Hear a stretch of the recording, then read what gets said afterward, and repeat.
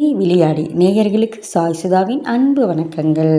எனக்கு ஒரு சந்தேகம் தொடரில் இந்த பதிவில் நான் கேட்க வந்திருக்கின்ற சந்தேகம் என்னன்னா, உண்ட வீட்டுக்கு ரெண்டகம் நினைக்காதே, இந்த பழமொழி சாத்தியமா அப்படிங்கிறது தான்.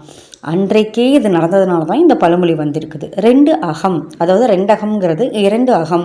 வெளியில் நல்லவங்களாக இருக்கிறது, அவங்க அந்த வீட்டுக்கு விசுவாசமாக இருக்கிற மாதிரி இருக்கிறது, அந்த கம்பெனிக்கு விசுவாசமாக இருக்கிறது. ஆனால் உள்ளார அவங்க எதிரிக்கு கைக்கூலியாக இருக்கிறது, ஒரு உளவாளியாக இருக்கிறது, அவங்களுக்கு கேடு விளைவிக்கின்ற செய்கைகளே செய்கிறது, அவங்களை பற்றி புறம் பேசுவது, இப்படி இரண்டு அகமாக இருப்பது தான் ரெண்டகம் அப்படின்னு சொல்கிறாங்க இல்லைங்களா. யார் அவங்களுக்கு உணவு போடுறாங்களோ அவங்களுக்கே கேடு விளைவிப்பது தான் இரண்டு அகமாக நினைக்காதே, உண்ட வீட்டுக்கு ரெண்டகம் நினைக்காதேன்னு சொல்கிறாங்க. அன்னைக்கே யாரோ சில பேர் செஞ்சுருப்பாங்க, அதனால் இந்த பழமொழி ஒரு அறிவுரையாக வந்திருக்கலாம். ஆனால் இன்றைக்கு அதனுடைய சதவீச்சாரம் அதிகரிச்சிருக்கிறது அப்படின்னு தான் நான் நினைக்கிறேன்.